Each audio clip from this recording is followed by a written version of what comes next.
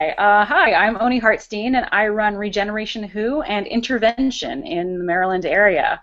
And I really like Doctor Who. So thanks for coming. Thanks for Um, having me. yeah, I'm really excited for this.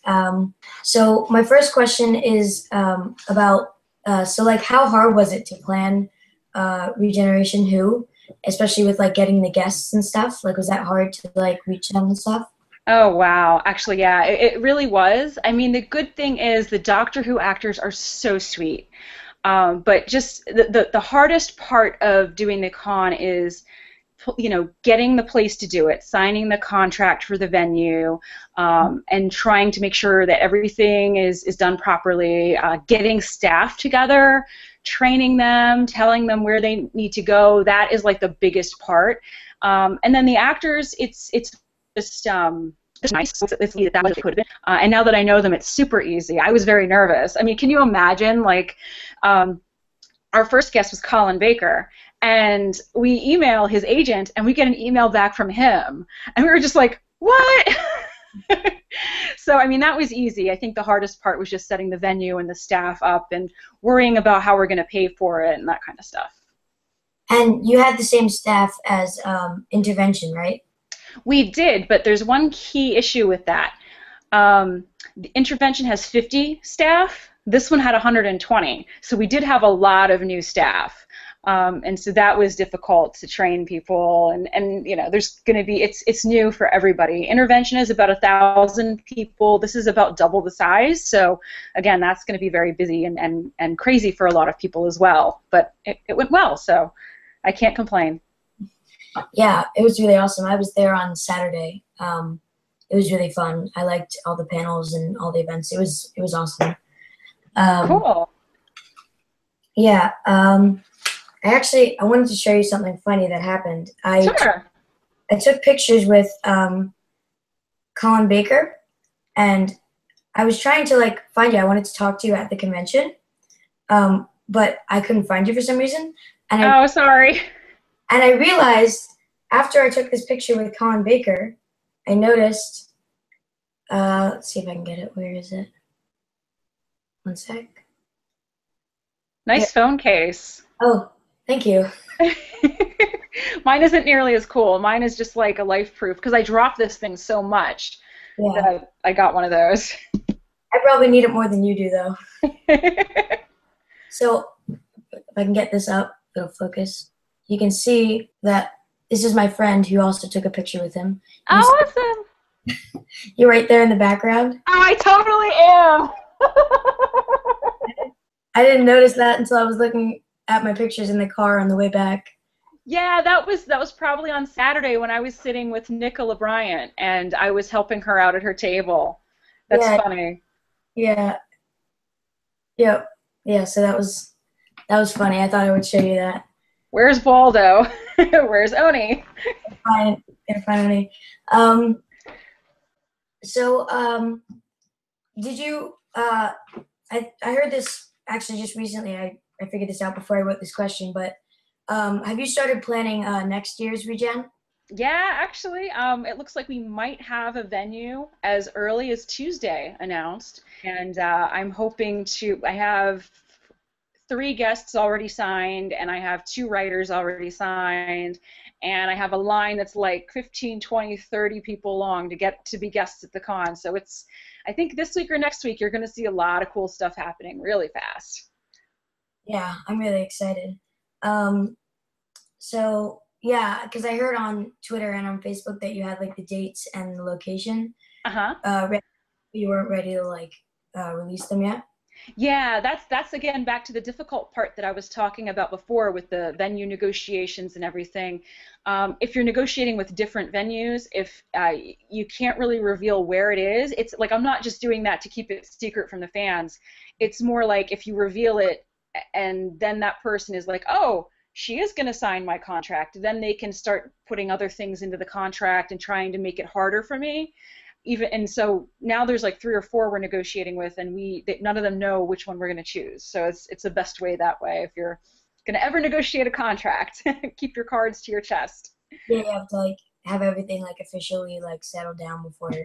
Exactly. And because anything can go wrong. And I try to never, I never promise anything I can't deliver on, because then people know that when I say something, they can trust me. So that's the other reason why. If when I said that I was going to start a Doctor Who convention, everybody was like, "What? I'm in." Yeah. When did you first learn about Doctor Who, or like when did you start getting interest in it?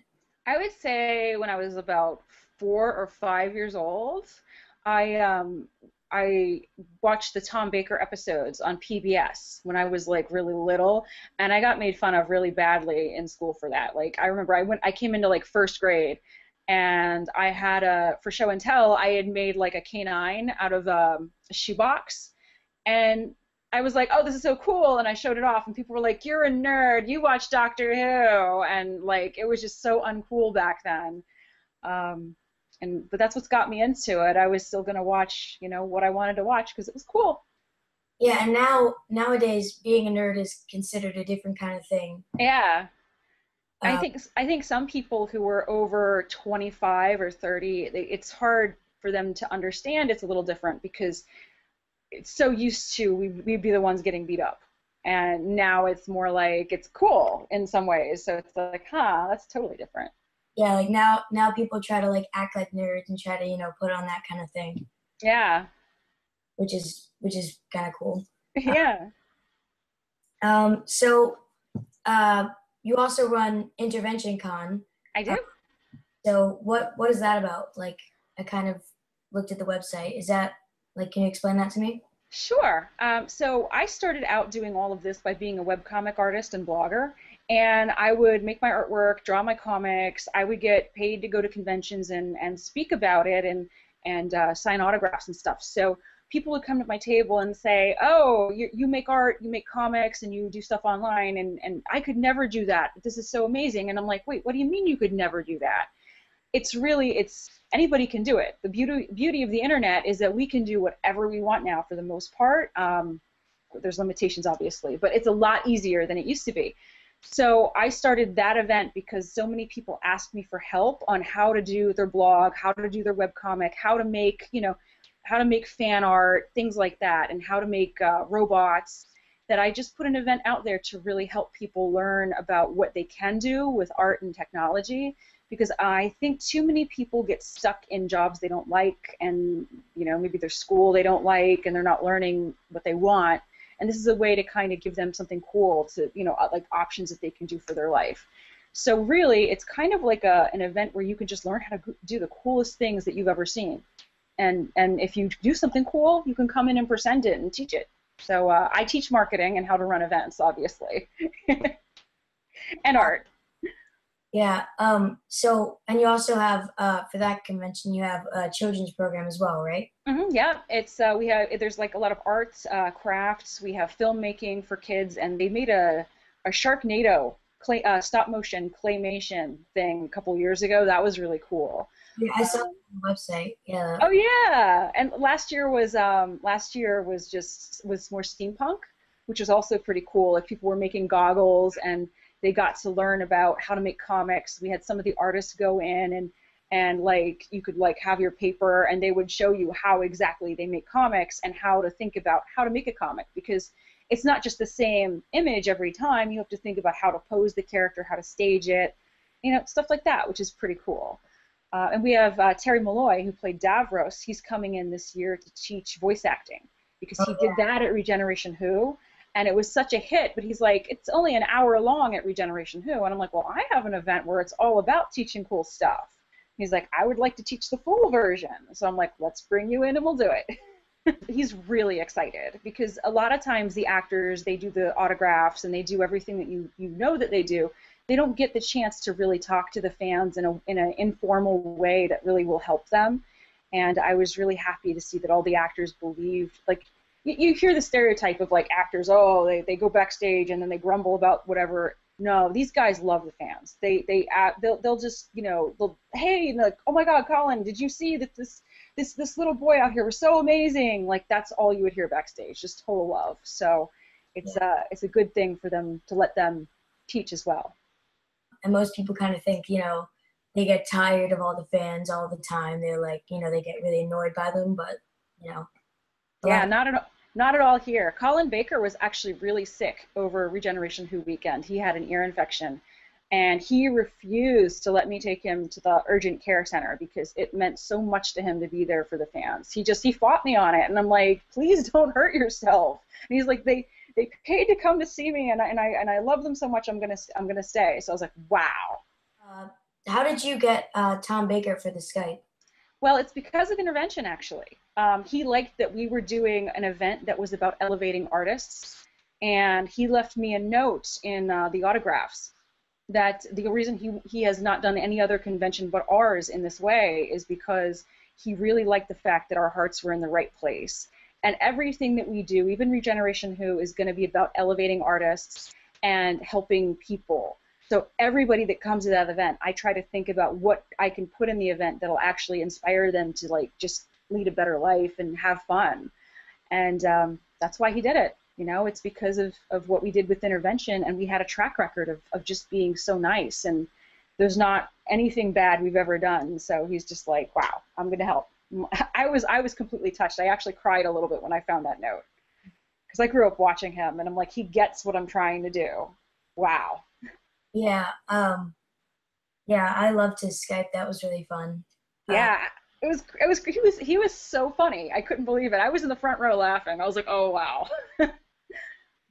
yeah, he's really like vibrant, and because you think that because of his age he'd be very like grumpy and stuff, but he's like really just he's really excited about everything. He's really vibrant and stuff. Yeah, it seems that he really lives the life that he wants to live, which is pretty awesome. You know, he just seems like such a kind person. Yeah, he does. Um, so on to before I get to my other questions, who's your favorite doctor? I just wanted to clear that up. That's really tough. And somebody put it as like it's like choosing what your favorite Ferrari is, because nobody, like Tom Baker said, nobody has failed at being the doctor ever. Tom Baker was, oh God, it's a toss-up, between, I would say, Tom Baker, Christopher Eccleston, and Colin Baker. And I just, because it's so hard to choose, because I mean, like John Pertwee's amazing too, like William Hartnell's amazing. I really can't choose, but I think because I've worked closely with Colin Baker and he's been so sweet and so supportive to me, I would say Colin Baker for that reason, but it's not like the other ones aren't just as good. Yeah, yeah, it is really hard to choose, and I just split it into two. I split it between the classic and the modern. That's a good way to do it, yeah. I'm just like I like the Eighth Doctor and I like the Tenth Doctor. Oh There. yeah, 8 and 10 are amazing. hmm So,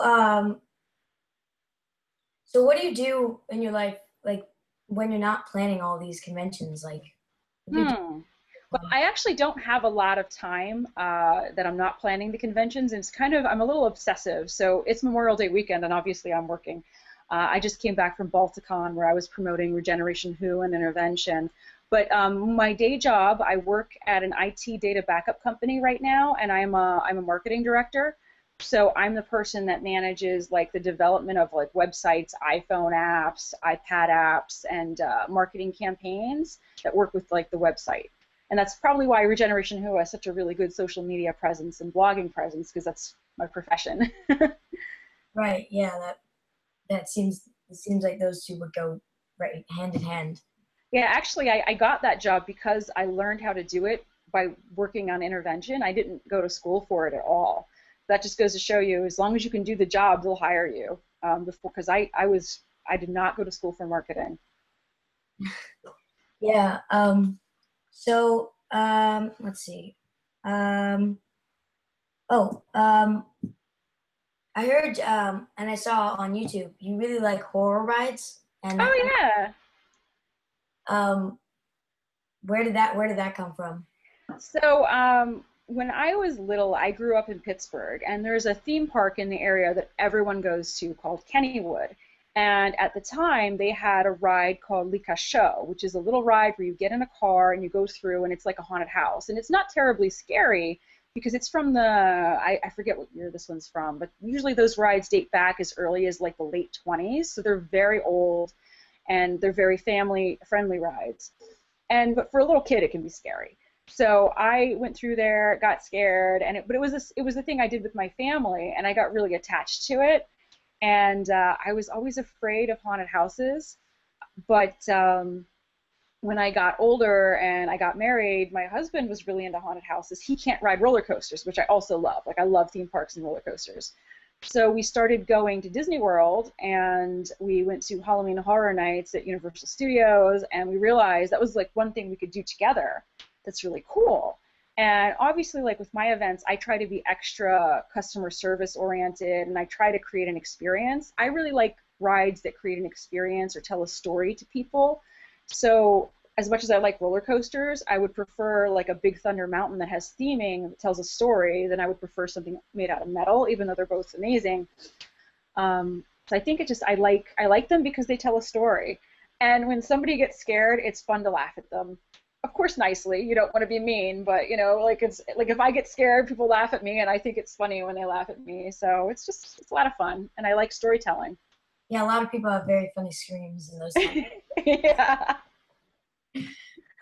And my theme park, I live in Central PA, so Cool. I'm right near Hershey Park. Oh yeah. So that's that kind of theme parks I do, and I have no experience with those kind of horror rides. Oh wow. You know, There's a really good one near you, actually. Well, I don't know how far away it is, but there's something north of Philly. the Field of Screams, that thing. Oh yeah, Field of Screams is they're pretty scary. They're really good. But what I was referring to was Knoebels, which is it's a family park, and they actually have a classic ride-through haunted house. It's a family-friendly haunted house, but it's really, really cool. Yeah, I may have to check that out. That sounds cool. And Field of Screams is really good, but they are scary because they've scared me. So just so you know. I've seen the ads everywhere, and I've just kind of been like, yeah. It's definitely scary, but if you go and you tell the owner that Oni sent you, they'll know exactly who I am. Yeah, and I was watching, well, I didn't get to finish it, but I was watching one of your horror ride review videos, and you were in the car with your husband. Oh yeah, we try to do like our impressions before, then we go through it, and we can't show video of that because they don't. Those attractions don't like us to do that because it gives away the surprise. So we don't record inside, and then we talk about afterwards, like what we thought, and it's a decent way to like kind of tell people what we experienced, and also let them get to know us a little bit more than if you just typed things. Yeah. I was watching the beginning of the last one that you made, and it was really funny. You guys talking in the car. That was pretty entertaining. I like that. Yeah, I have a friend that edits those videos for me, and he tries to edit it in the most funny way possible, and he does a good job. You guys like strap your camera to like the window or something? We actually have a I forget what brand it is, but it's kind of like, it's not a GoPro, but it's kind of like that, and it's got a dashboard mount where it just sits kind of on the windshield, and it hasn't fallen off so far, luckily. But yeah, it's pretty cool. We can also put it on a little on a tripod, and you can like kind of hold it up, and you don't need a selfie stick or anything. It's good enough if you hold it at arm length, you can actually see those people. So there's no one else filming but us in those. All right. So did you get to actually like talk to all of the actors? Like, did you get to actually like talk to each of them and have a conversation? Oh, at Regeneration Who? Yep. Yeah, I got to talk with them. I got to go out to dinner with them. Some of them send me messages or emails like a couple times a week just to say hi. I'm going to be Skyping with a few of them next week.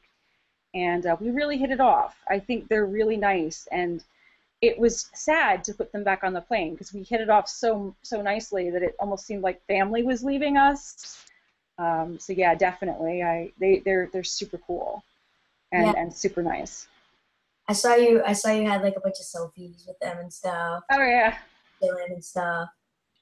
Yeah, like on Facebook, Terry Malloy and we tend to chat back and forth, and like I'll post a public post that's like a joke, and I'll tag him in it just to joke on him, and he's like, hey. And Colin Spall's on there too.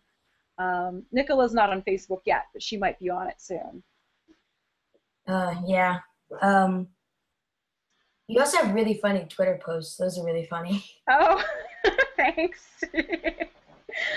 I'm a goof. I'm definitely a goof. I've always been a goof. I probably always will be a goof. Because I don't take life seriously. Like I believe in like I believe in having fun and just just being cool about stuff. It's life is too stressful to be any other way. So I also saw you started playing metal guitar? Oh yeah, yep. I'm not so good at it yet. I was just playing before I came in here, and I'm learning some Iron Maiden, which was before my time because I was too young to the first time they came out. So I'm learning Iron Maiden and Judas Priest, and mostly I'm concentrating on scales because I'm new. So I'm doing a lot of scales and a lot of learning different chord transitions. It's not easy, but it's fun. Yeah. So the guests at Regen were mostly from the classic series. Hmm. I really love that. They were all really cool, and now it makes me want to delve even deeper into the classic series. But are you planning on getting any more modern Who guests on? We are actually. We were thinking about getting a couple last year. They're the way the prices go with how it works to make this happen is that you need to kind of have about 3,000-ish people to support a good ecosystem with new Who actors. So we may have a couple this year, but they I want to do it in a way where we don't have to do that thing where we charge like $500 a person to get an autograph. Like, I don't believe in doing that to my attendees. So it's going to be tough. As soon as we can afford to do it in a way that doesn't mess with our attendees, then we'll do it. And I hope it'll be this year. It may be a little bit this year and then more in the next year. I just like $500 a person for an autograph. That I wouldn't pay that personally. I'm not going to ask anybody else to pay that. It's because it's crazy. But So you also had kind of, I'm sure it came from intervention and the kind of art showcase kind of thing. There were a Mhm. lot of really great artists in the vendors room and outside and in the the lobby and then all that kind of area. They had a lot of great art. Did they like contact you? Did they have to contact you to do that? They contact through the website. There's a form, so and that goes to actually my Artist Alley person. So they did come to us, but I can't handle all that myself. So I have a pretty big team that handles it. I handle more the marketing and the direction. Although I did have to work on some Artist Alley stuff too. If there's any questions or any issues, I have to jump in on that department and help it. But yeah, they all came to us. That's awesome.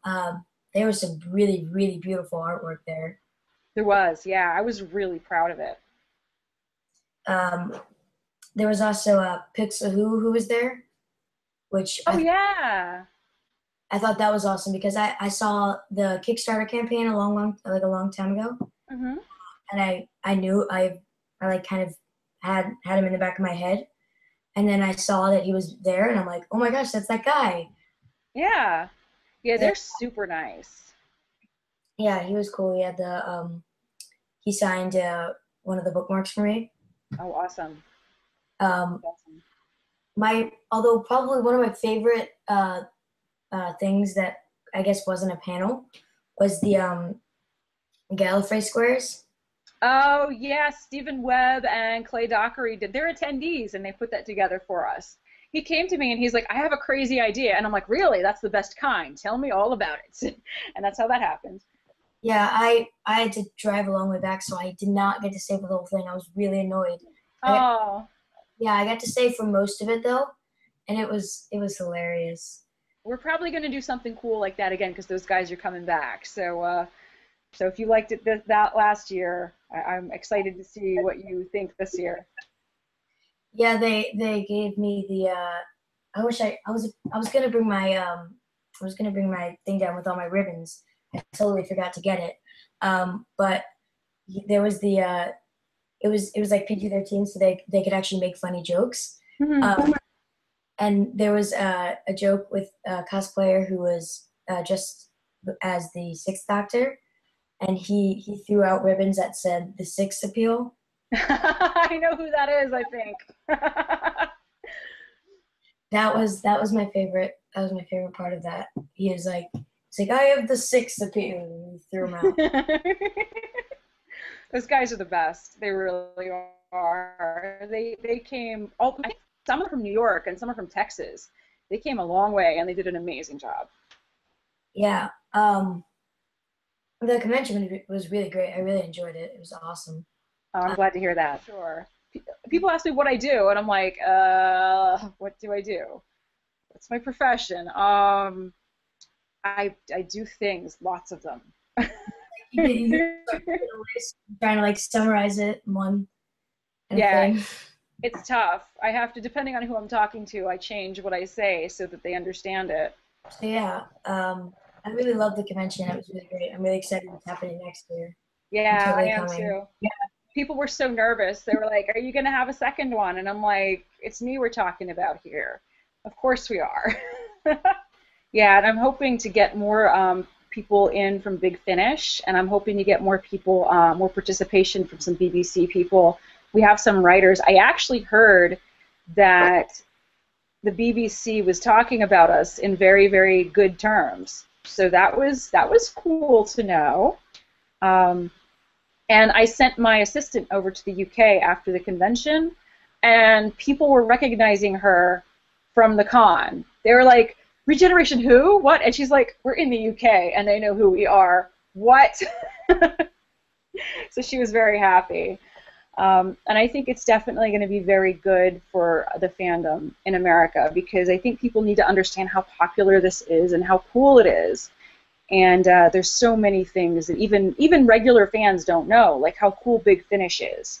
They do all of these audio dramas. I just listened to Perry and the Piscon Paradox, which is actually, of course, Nicola and Colin's in it. And actually, well, I can't see who else is in it because that'll be a spoiler. But it was really well done, and it was done. A lot of people with Colin Baker's Doctor, they're like, oh, the writing was a little strange on the series at the time, but Big Finish took that and actually made it what it should be. So if you haven't checked out Big Finish, I highly recommend you check their stuff out, and especially Perry and the Piscon Paradox. But you need to see Trial of the Time Lord first. Yeah, I've been trying to work my head around Big Finish because it's so big. It's Big Finish. It is. I think I'm going to start reviewing them so that people can kind of see like good places to jump in because that was the same problem I had, and I need to talk to them about it because I'm like, it's so overwhelming. And I think most Americans, myself included, you hear audio drama, and we don't have a tradition of that in our country as much as they do, I don't think. So I was like, that sounds weird, and I never paid attention to it for like 5 years. And then all my fan friends are like, wait a minute, why have you not done this? This is crazy. This is amazing. So I'm like, wow, you're right.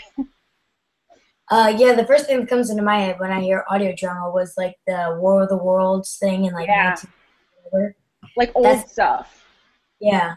And then, like, if you're in the Star Wars fandom at all, like all of the Star Wars books they came out with in the 80s and 90s, they said they were canon, and then they went back, and then they're like, oh, they're not canon. So that trained me, and I know a lot of Star Wars fans, to think that that stuff's not to be paid attention to. So that's a precedent that we have recently that I think is hurting them. But it's really, they're amazing, and that's why I want to do more work talking about them. Like when I was like hearing all this stuff about the audio dramas, and I'm like, this is nerdy. I'm like, oh my god, because like, I mean, I'm a nerd, and it sounds so interesting, but like it's like a whole different like it's like underground layer from Doctor Who. Yeah, And I've looked at like how many there are, and it's like it's such an expanded like universe. it's huge. It's huge. And for a while, I remember when it first started, I was talking to Nicola about it, and she's like, yeah, I think she and Colin might have been the first two to jump in on that, and she had faith in it, and now she was like, look at it now, it's just so huge, and before it was like, there was like two. So she's really fascinating to talk to if you get a chance to ever sit down and talk with her about it. She just has so much knowledge about all the fandom. And my favorite guest was God, I suck at names. Oh my God. Sylvester? No, she played Ace. Oh, Sophie. I was just talking to her today. Yeah, she's amazing. Sophie is absolutely amazing. Such a nice person. Just over the top amazing. I can't even say enough positive about her. She was really nice. She handed me one of the Strangest in Space things Oh, yeah. for that. And they got funded too. I'm gonna see if maybe she's gonna have it done by next time, and maybe we can do a showing or something, or a presentation. I don't know when it's going to be finished, but yeah, they got funded. I was actually helping them out a little bit too, because I looked at it and I'm like, wait a minute, we have a convention with people that go to it. Let's tell them about it. I was watching The Curse of Fenric, and I was wondering what was going on with her mother, with Ace's mother. So what I went up and asked her, why does Ace hate her mother so much? And she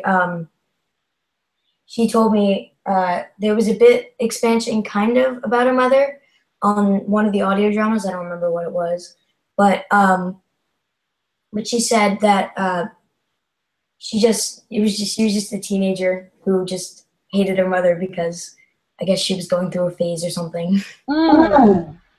Cool. So I thought that was awesome that she answered that question for me. Yeah. Yeah, no, she's definitely amazing. Like she checked on me a few times over the weekend to make sure that I was all right, because it was a lot of hard work for us. Like I got 1.5 hours of sleep on Saturday night. Yeah, and I remember getting up, and I had to get up on Sunday morning, and I almost fell over. I was like, oh, 1.5 hours of sleep, you can't even recover from that. Like, you just Like, maybe the coffee will help. Yeah, I tried. I think I reached the end of the coffee. I was like, more coffee. Like, there's no more coffee. It's like, everyone's like, where'd the coffee go? It's like, I tried. Yep, it's like I drank all of it. All of it in the tri-state area. All right, I have a question about that Dalek in the corner of your screen. What is that? What is it? Oh, here, let me see if I can get it. Watch, I'll break it. So what is that? Is that like a statuette or something? This is a broken Dalek cookie jar with empty bags in it. Luckily, I hope there's no food in here. No, there's no food in here. That would be really disgusting if there were like cookies or oranges in here from 15 years ago, because I haven't opened this forever, because somebody got me this, I think, for Christmas, and somebody kicked this, and this fell off the table, and it got I don't know if you can see, it got kind of chipped.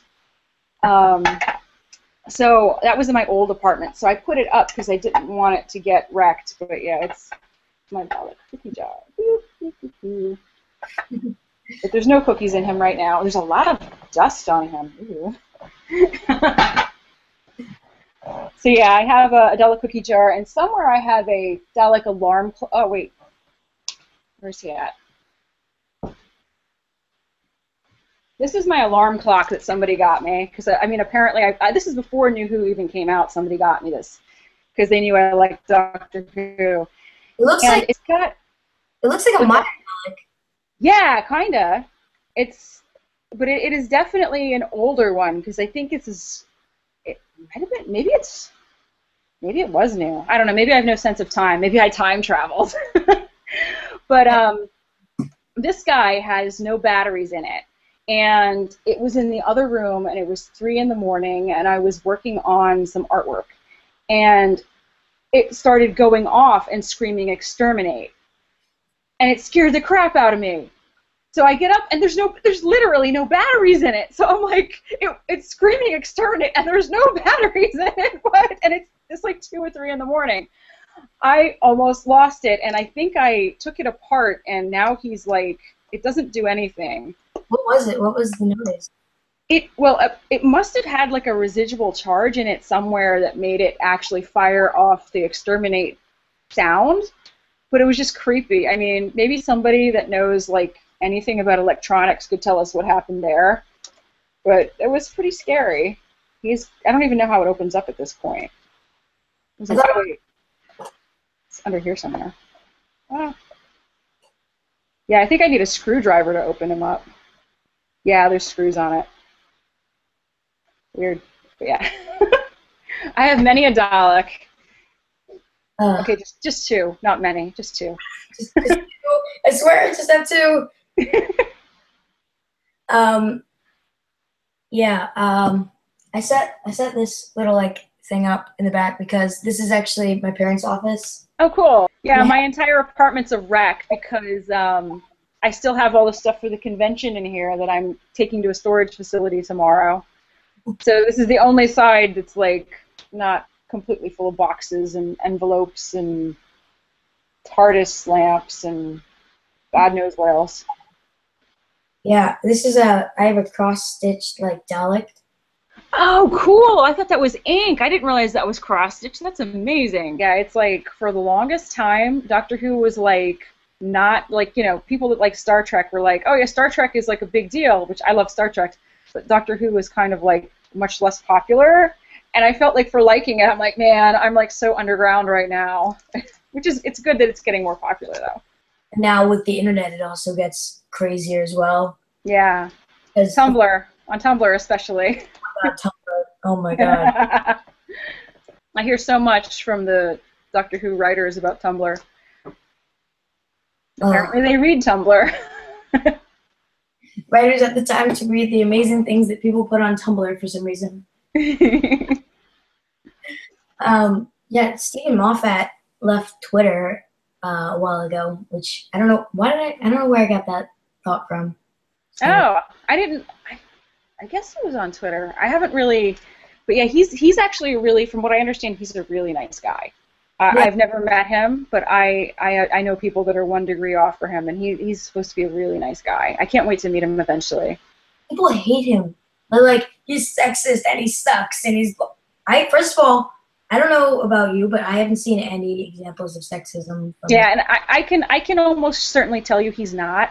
And how it works on the internet is that, you know, when blogs write articles that are controversial, they get more clicks, which means they get more ad revenue. And so it actually makes business sense for them to post things like that about people, even if it's just hearsay or something that they misheard or whatever. I've heard nothing but amazing things about him, and I don't believe any of those things are true.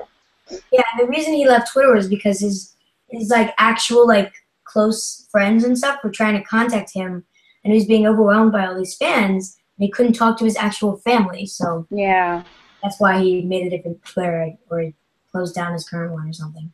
Yeah, he's done so much from what I understand, and it's a shame. And we actually have a policy at our event that if anybody, like we had somebody post a comment that was like, oh, I want to punch him or something that way, and we immediately deleted it and said, this is not appropriate. You know, this guy is a friend of ours, and we know him far better than you do, and it's inappropriate. You know, so it's like, it's a shame because he is such a sweet guy from everything I've heard. So yeah, keep sticking to that about him being cool because he really is. Yeah, they were. Sorry, I lost my train of thought for a minute. Yeah, no worries. It's just we were talking about Twitter and Tumblr and all that kind of fun stuff. On my ribbons, I have this was from like a cosplayer. Oh wow. I don't know if it's backwards for you or not. Is it backwards? Nope, it's the right size. Or it's the right side, rather. It says, yeah, oh, you can read it, sorry. Oh, yeah. This is from, like, a cosplayer who was, like... Oh, Dalek Queen Elizabeth. I saw the photo of her. She was amazing. Yeah, that was awesome. And then there was... I got the one for Eli Who. Oh, yeah, those guys are cool. Which was on one of the tables with the advertisements and stuff. And then there was this, which was from the Hollywood Squares. It was, I think it's a Torchwood reference or something, this one. I think so, yeah. I can't remember what it's from, though. And then there's this is the one I was talking to you about. Oh, yeah. I think that one actually is from Steven. I think. This is my favorite ribbon. I'm cherishing this one forever. That's awesome. It's the appeal. We actually did have Regeneration Who ribbons, but the only way you could get them was to ask at the Contag table. Contact, yeah. Yeah, and if you see us at a convention, like if you're going to AwesomeCon this weekend, we're actually giving them away now just to anybody who asks. So just so you know. All right. I also got a bookmark from the guy. Oh, Pixel Who, yeah. He signed it for me. That's just awesome. And then, I have I can show you this. Look at this. I got like a whole stack of cards. Holy crap. Yeah.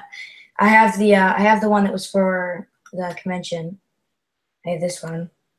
Oh, that's cool. And then I also have this one, which this one Sophie Aldred actually handed me, which. Oh, awesome. Yeah. That one with us on it, I actually have never seen that before. I don't know if we actually made that. Oh, no? Yeah. This is that one. What's on the back? I've actually I think somebody else made that. Yeah, it was at one of the artist tables, but I thought it was across from the desk where people were signing in and stuff. That's hilarious. Yeah, we didn't make that, so you have something very rare. Like the Dalek in Maryland or something. That is so cool. Oh my god, that's awesome. And then on this side we've got this says "Come with me," and then it's got the TARDIS and it has the logo down here. Yeah, that's our poster. They must have actually taken that and printed those up. That's really cool. I love this fandom. Yeah, and we actually do put up all the logos and stuff print resolution, and we tell people they can make stuff. It's all good. But yeah, that's amazing. Yeah, then I have of course the booklet and everything. Oh, yep. Yeah, Chris Impink and Barb Fisher worked on that for us. They're some local staffers. Yeah, there were some cool images on these pages and stuff. Yep. Yeah, Chris made those. And then I have my my very geeky and perfectionist highlighted schedule. Oh, that's very awesome. I highlighted the schedule so I can know what we were doing. Because I went with my friend and we had to plan out the schedule, choose what things we were going to. Yeah. So yeah. Yeah. So all right. I can't think of anything else. Yeah, I'm kind of. Let's see, what time is it? We're at about an hour. Actually, you have perfect timing. Almost every interview lasts about an hour. So awesome sauce. What sauce is awesome? I don't know. I don't know who invented that phrase, awesome sauce. There must have been spaghetti involved or something. I hear that on YouTube channels and stuff, awesome sauce. Yeah, I'm like, spaghetti? What? Yep.